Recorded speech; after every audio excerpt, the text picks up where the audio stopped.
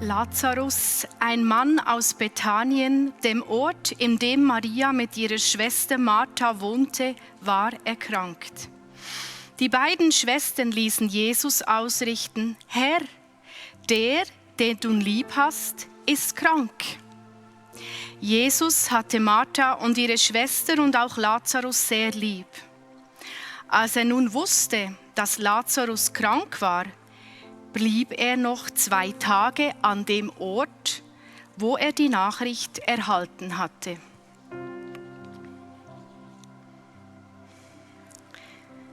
Er war noch am See, als einer der Synagogenvorsteher kam, ein Mann namens Jairus.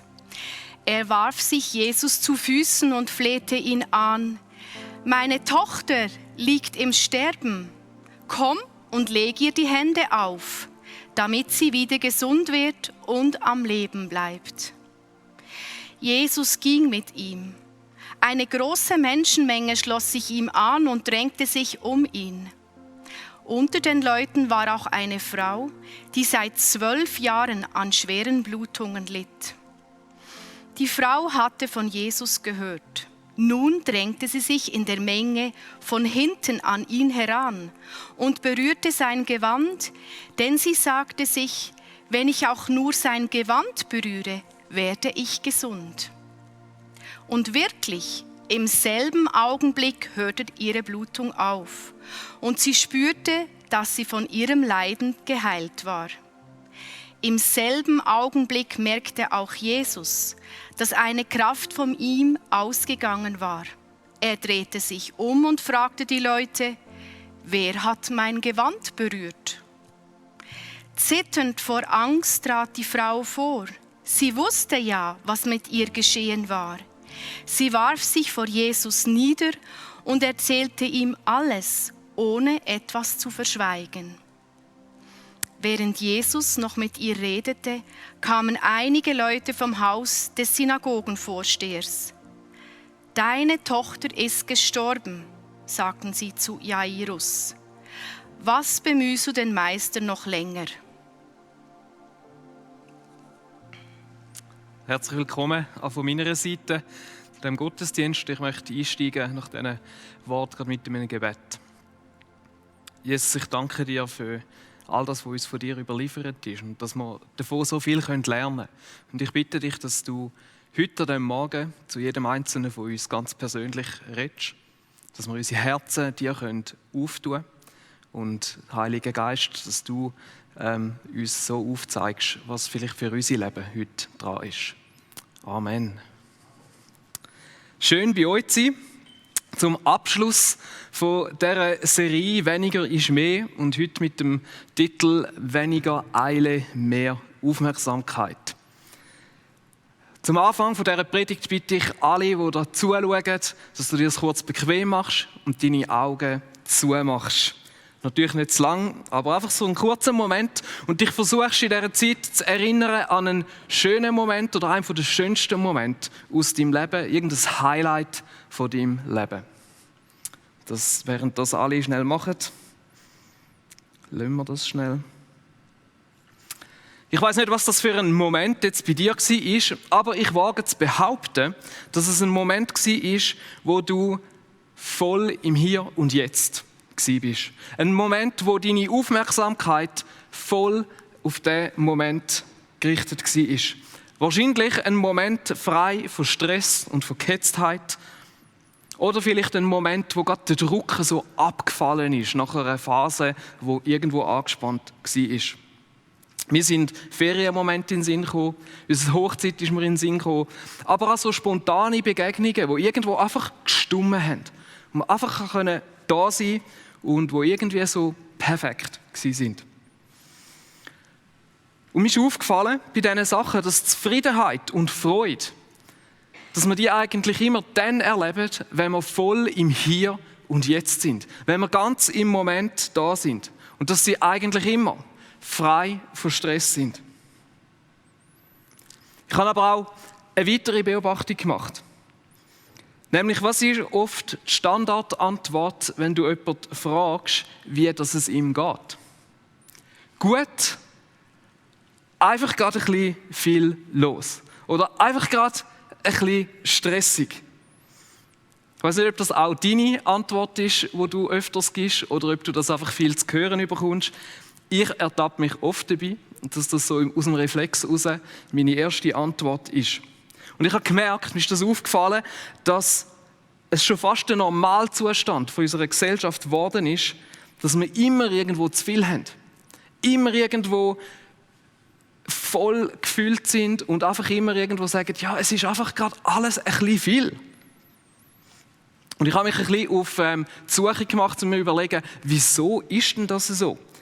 Mit was hat es zu tun? Und ich möchte mit euch so einen kurzen Blick in die Geschichte rühren, um einfach herauszufinden, mit was hat denn das genau zu tun.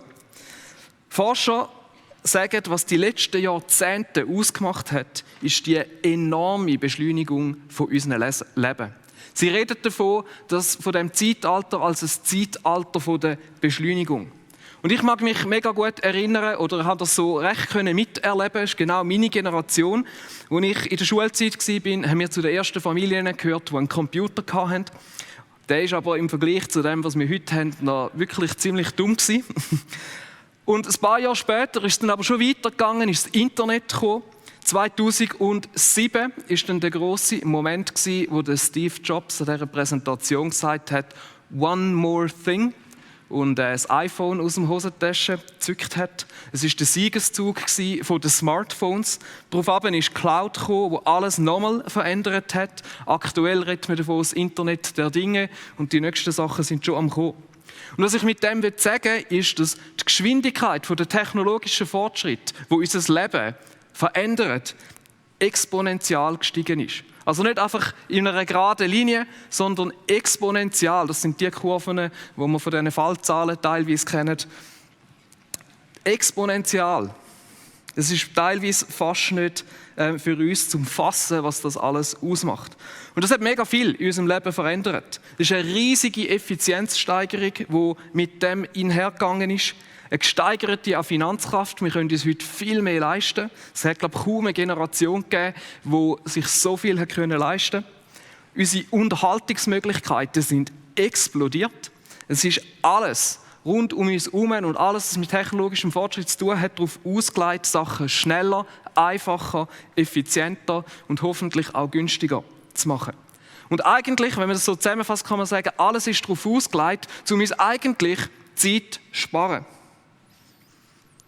Jetzt ist aber das Problem, dass wenn uns doch Technologie eigentlich hilft, Sachen effizienter und schneller zu tun, und wir so eigentlich ja Zeit sparen, warum fühlt sich denn niemand von uns so, als würden wir effektiv Zeit sparen?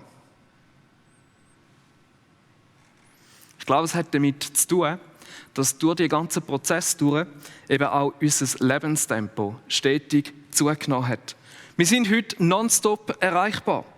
Wir erledigen viel mehr, als wir früher erledigt haben, weil vieles schneller geht und dazu meistens auch noch überall geht. Mit dem Handy kann ich meine Banksachen machen, das war früher noch nicht möglich gewesen. Wir fangen an, jede Minute freie Zeit, die wir haben, irgendwo versuchen, sinnvoll zu nutzen.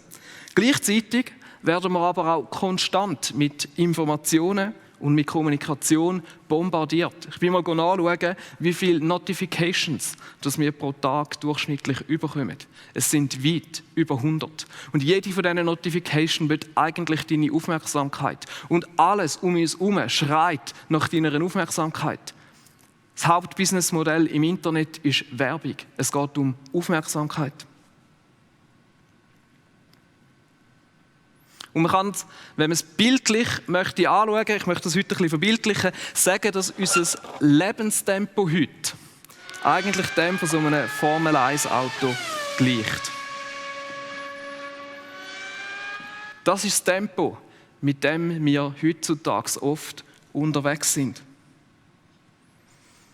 Und das Problem dabei ist, dass immer mehr Menschen merken, dass das Lebenstempo sie irgendwo überfordert. Steffi und ich, wir kommen immer wieder an einen Punkt an, wo wir merken, dass wir irgendwo zu viel in unsere 24 Stunden hinein möchten quetschen und dass unser Tempo irgendwo zu hoch ist und es so nicht mehr funktioniert. Wir sind oft schnell unterwegs. Und jetzt ist das vielleicht manchmal noch schwierig so zum Einschätzen und darum habe ich euch so einen Test mitgenommen und ihr dürft alle euer Handy vornehmen, dürft auf slido.com gehen, das ist eingeblendet und dort mit dem Hashtag 39541 euch einloggen und dort hat es so eine Umfrage. Das sind verschiedene Aussagen, die ich gemacht habe, was Anzeichen sind für ein zu hohes Lebenstempo und es wäre mega cool, wenn du dort drauf gehst und einfach mal alles anhökelst, was auf dich in irgendeiner Art und Weise zutrifft. Wir blenden dann hier hinten die Auswertung ein. Das ist nicht deine persönliche Auswertung, keine Angst, sondern es ist so die Gesamtübersicht, wo wir sehen, was für Anzeichen eben wie verbreitet sind in unserer Gesellschaft oder ich sage jetzt mal im Publikum von dem Livestream. Das sind Sachen dabei wie du bist oft knapp dran, wenn du einen Bus oder einen Zug verwischen musst oder fahrst chronisch immer zu spät ab. Du checkst dein Handy mehrmals pro Stunde. Oder nur schon, wenn du kurz auf die Mikrowelle musst warten, überlegst du dir, was du in dieser Zeit Schlaues könntest machen. Du bist ungeduldig, wenn du noch einmal anstehen musst. Du wechselst die Schlange, wenn es irgendwo nicht recht fürschig geht und du das Gefühl hast, du wärst noch einmal anders schneller, entweder vor der Kasse oder vielleicht irgendwo im Stau. Wenn du im Lift einsteigst und die Türen nicht genug schnell zugehst, dann drückst du da den Knopf mehrmals. Du bleibst länger auf dem WC, als dass es nötig wäre, weil du das Handy dabei hast. Ich fühle mich schuldig. Schauen wir mal an, ob da schon Antworten gekommen sind.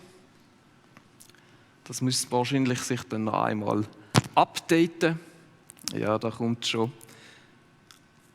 Das Handy führen, wenn wir irgendwo am Warten sind, Klassiker, mehrmals drauf.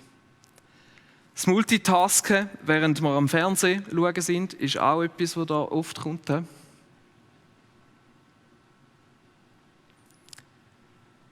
Spannend.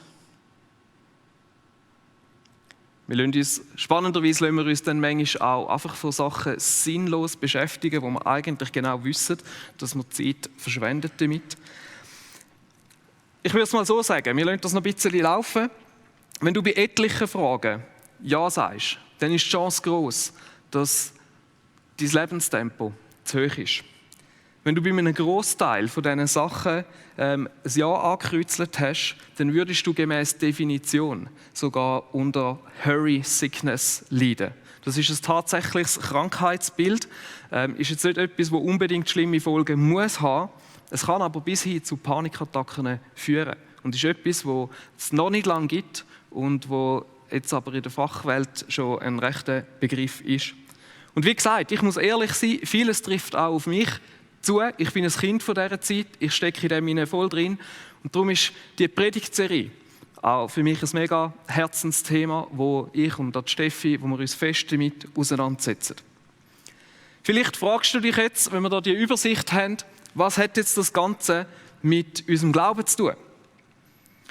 Und da möchte ich kurz einen Rückblick machen in diese Serie. Im Teil 1 haben wir festgestellt, dass das Lebenstempo, wo wir mit dem unterwegs sind, dort haben wir auch über Lärm geredet, wodurch das entsteht, ein Problem ist für unsere Jüngerschaft, für unsere Nachfolge von Jesus. Dass nämlich die Früchte vom Heiligen Geist, wie sie im Galater 5 beschrieben sind, nicht wachsen können in unserem Leben, wenn unser Lebenstempo zu hoch ist.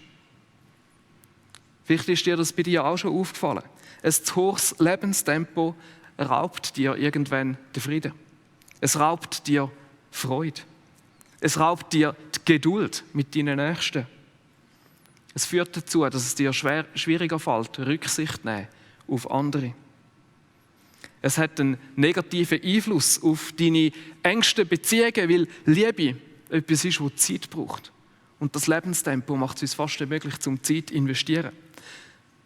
Es hat einen negativen Einfluss auf die Art und Weise, wie wir Entscheidungen treffen, weil wir meistens zu wenig Zeit haben, um uns wirklich gut damit auseinanderzusetzen.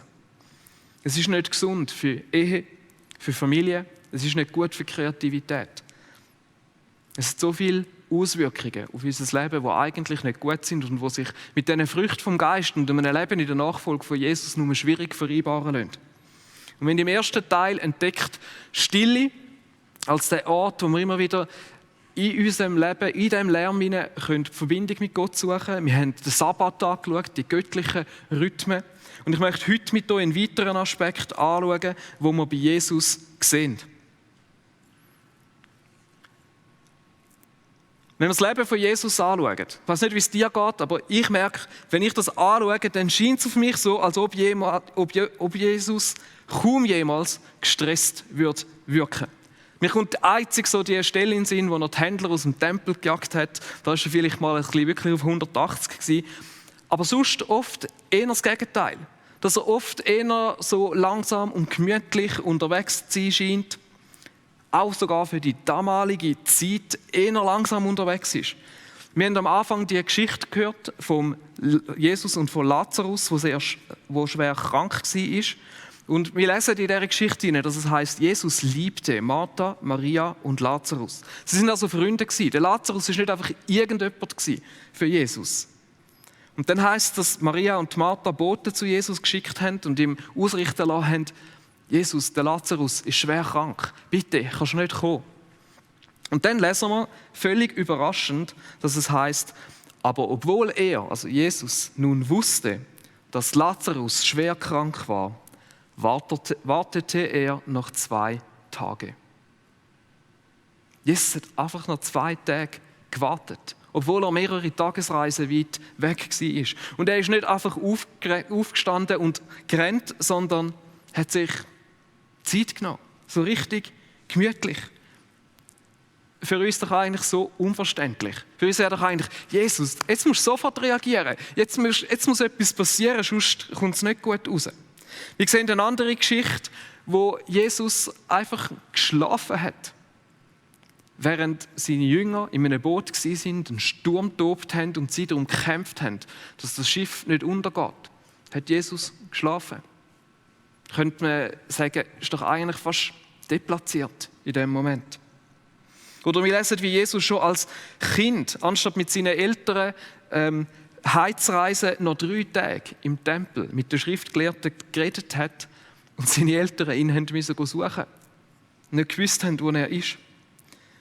Und selbst wenn Jesus dann mal, kann man sagen, motorisiert unterwegs war, dann hat er nicht das Formel-1-Auto von der damaligen Zeit genommen, sondern viel eher den Hippie-Bus, den Esel. Das ist das, wie Jesus unterwegs war, mit dem Hippie-Bus. Und wir jetzt hier gerade den Tune hören. Das sind so die 2 Bilder, die ich heute ein bisschen bringen möchte für das Lebenstempo. Das Formel-1-Auto, das häufig unserem Lebenstempo entspricht.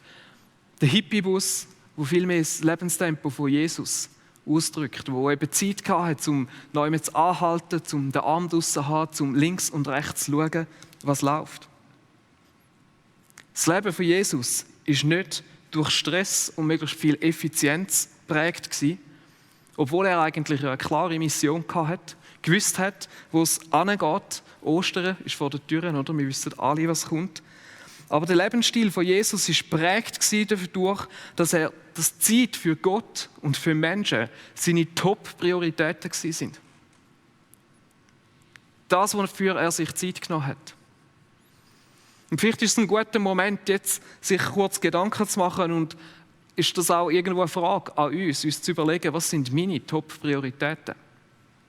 Für was mache ich Zeit in meinem Leben?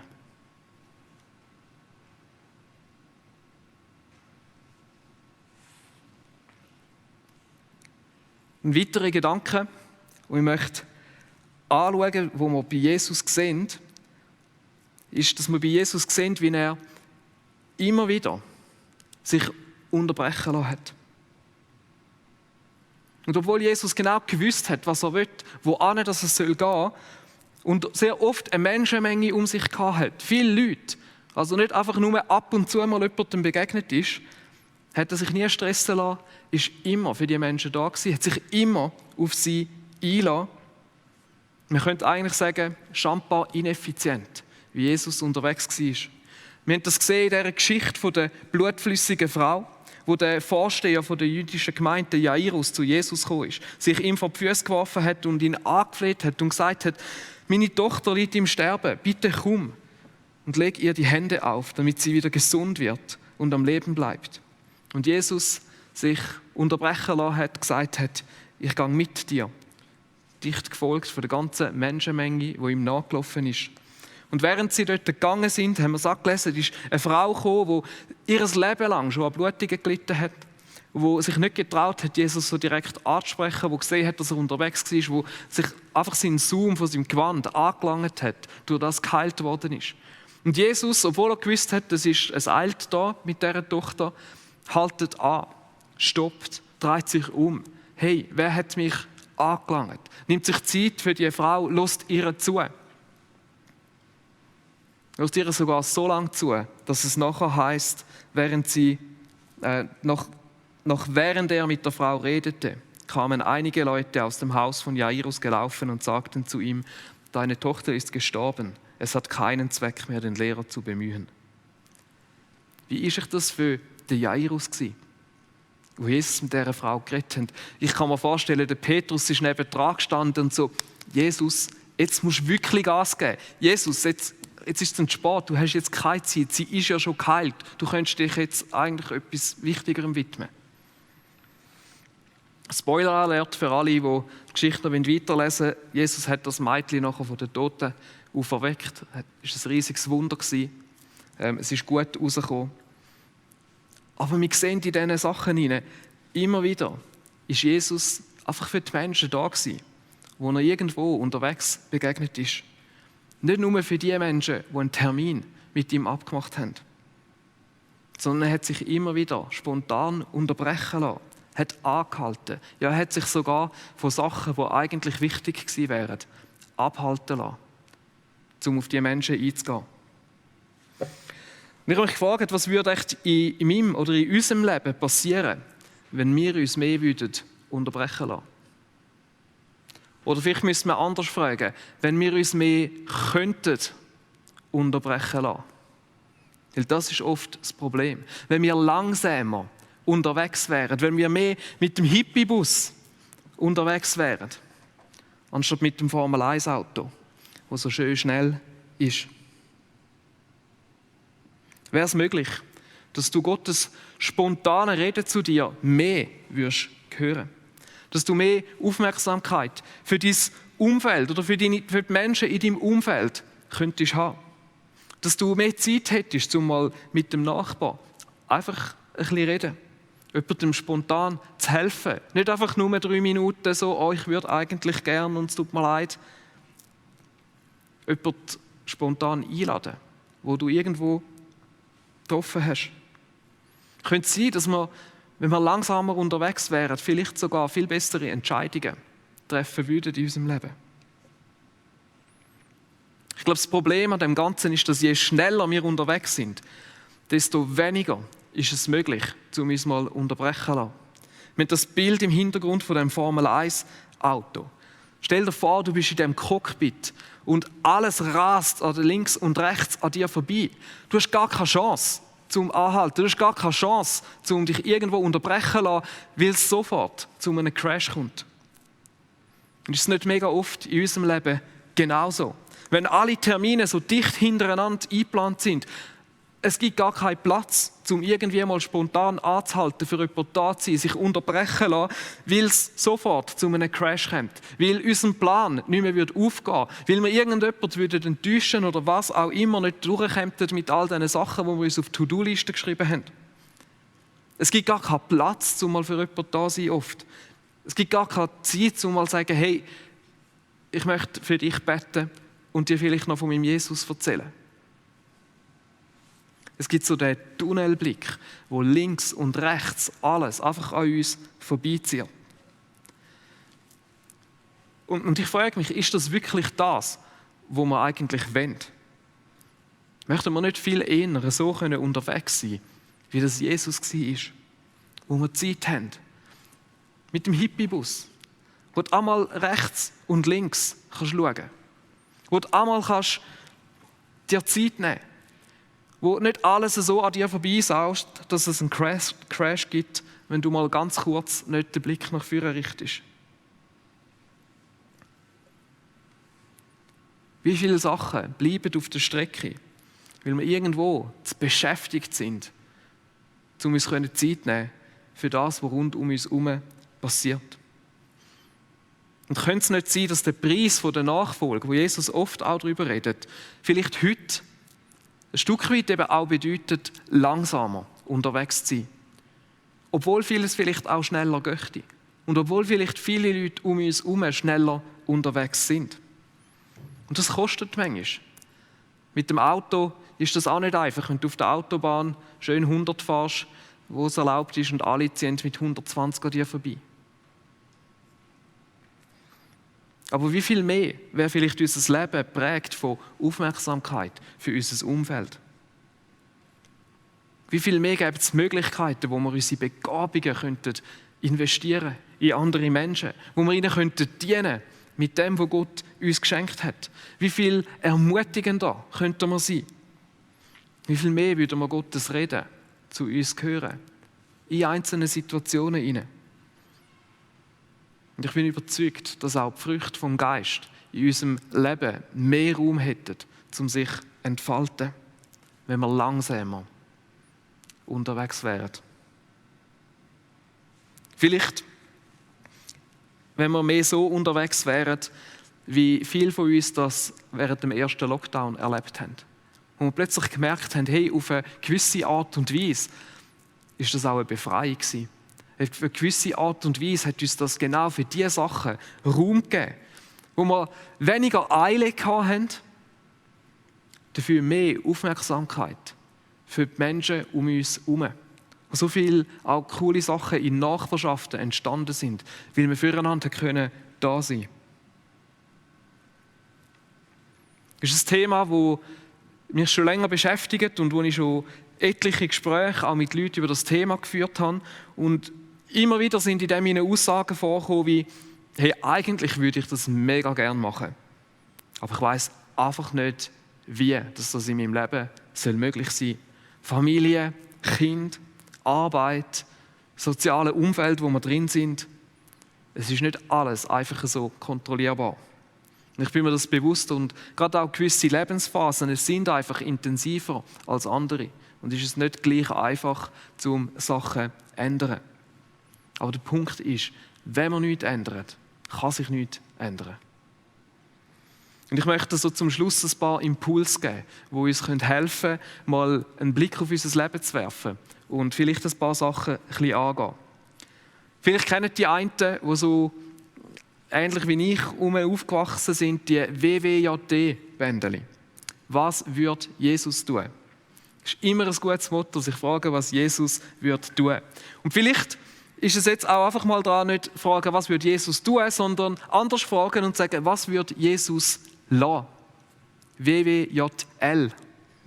Was würde Jesus lassen, wenn er dein Leben leben würde?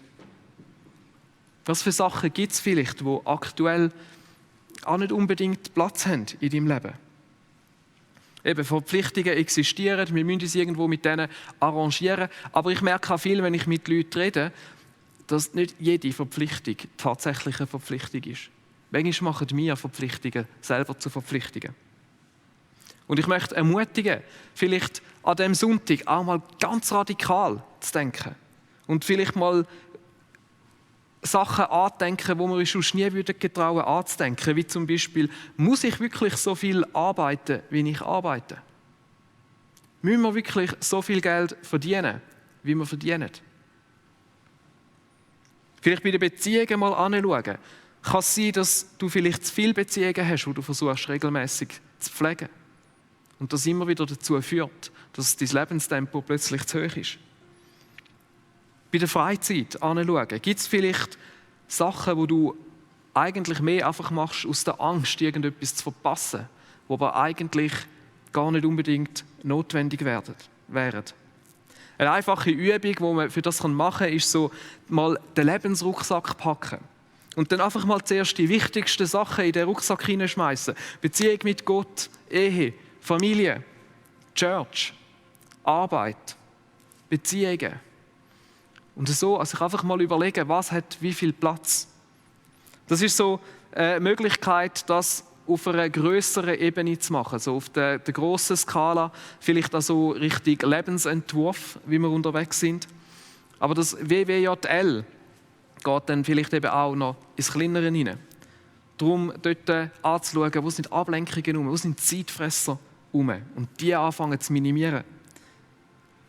Wir haben so oft unnötige Zeitfresser in unserem Leben. Zu viel News, die wir schauen, zu viel Netflix-Serien. Und es geht nicht darum, zu sagen, das brauchen wir gar nicht mehr. Aber die Frage ist, wie viel ist wirklich gut? Auch das Handy ist oft so eine Ablenkung. Da kann man einmal handyfreie Zeiten definieren. Das Handy im Sack lassen, wenn man warten muss. Ich glaube, jeder muss für sich anschauen, wo kannst du Ablenkung in deinem Leben vermeiden. Und dann gibt es Möglichkeiten, wie man das Leben mal bewusst versuchen kann, ein bisschen zu entschleunigen. Aufhören mit Multitasking. Sagen, wenn ich eine Sache mache, dann mache ich die ganz. Oder einfach ein bisschen mehr Zeit für Sachen einplanen. Ich merke, dass per se unterschätze ich im Normalfall, was für einen Aufwand an Zeit Sachen, die ich plane, brauchen. Und vielleicht wäre es manchmal schlau, einfach mal grundsätzlich 20% mehr oben drauf hauen. Und wenn man die Zeit gewinnt nachher, dann kann man eben spontan mal etwas machen. Man kann auch einfach mal an der langen Schlange anstehen, statt an der kürzesten. Oder statt versuchen herauszufinden, welches die kürzeste ist. Und die Zeit irgendwo einfach mal geniessen und offen sein, für was passiert.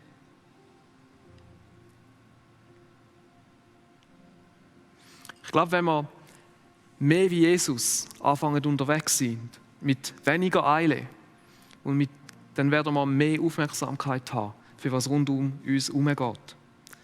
Wenn wir ein Lebenstempo annehmen, wo weniger das Formel-1-Auto ist, sondern mehr der Hippie-Bus, glaube ich, hat es mehr Möglichkeit für Frucht in unserem Leben. Man kann Gott mehr machen in unserem Leben. Ich glaube, der grösste Find für das ist oft unsere Gewohnheit und die Angst, wir könnten etwas verpassen.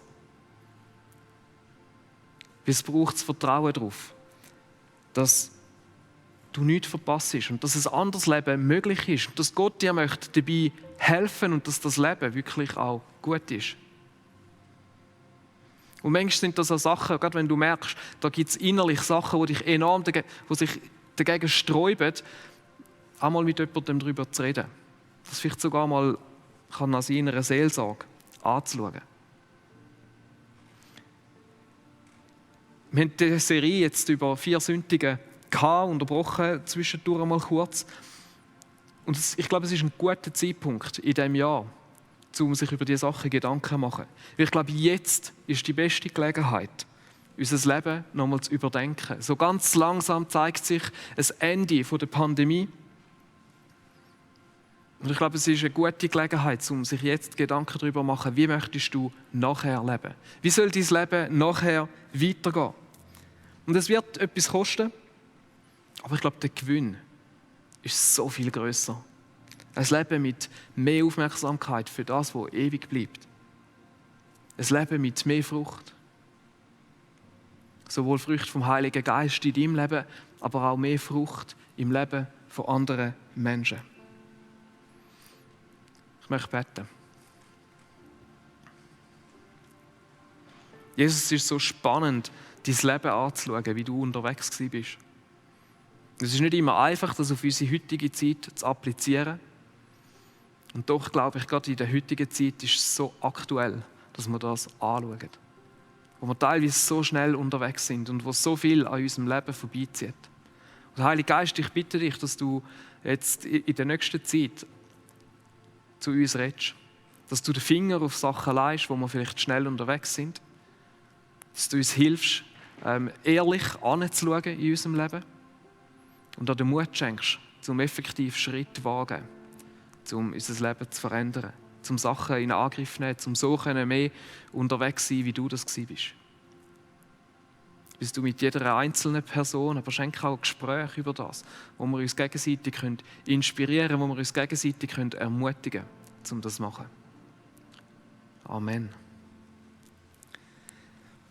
Bevor wir jetzt in Worship hineingehen, möchten wir uns noch mal so ein paar Minuten Zeit nehmen, um anzuschauen, um einfach Gott Gelegenheit zu geben, zu uns zu reden. Und wir machen das, indem ich ein paar Fragen habe, wo wir da vorne einblendet und wo wir dann einfach so eine Minute, 2 stehen lassen, wo du dir Zeit nehmen kannst, um mit dem Gott zu sein, um mit Gott über die Frage zu reden und das irgendwo auf dich wirken lassen. Die erste Frage ist: Jesus, zeig mir auf, was durch mein Lebenstempo an mir vorbeizieht. Was ich nicht mehr sehe, dadurch, dass ich so schnell unterwegs bin.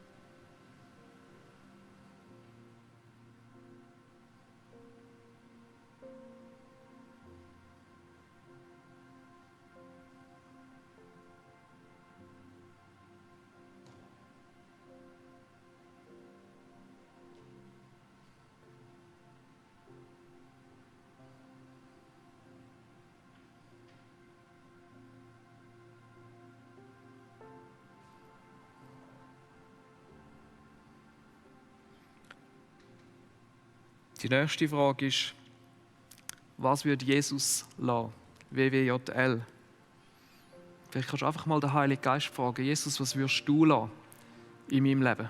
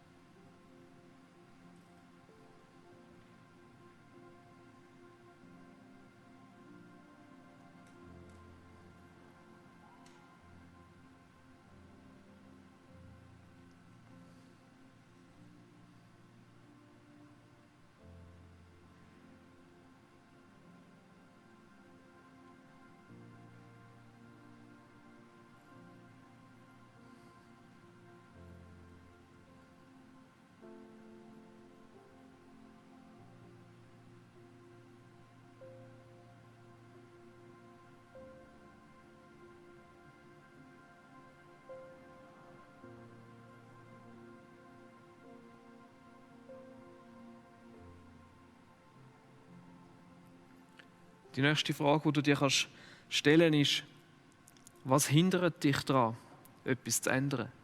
Was für Ängste sind herum? Was für Gedankenkonstrukt? Was geht dir durch den Kopf? Bered's mit Gott.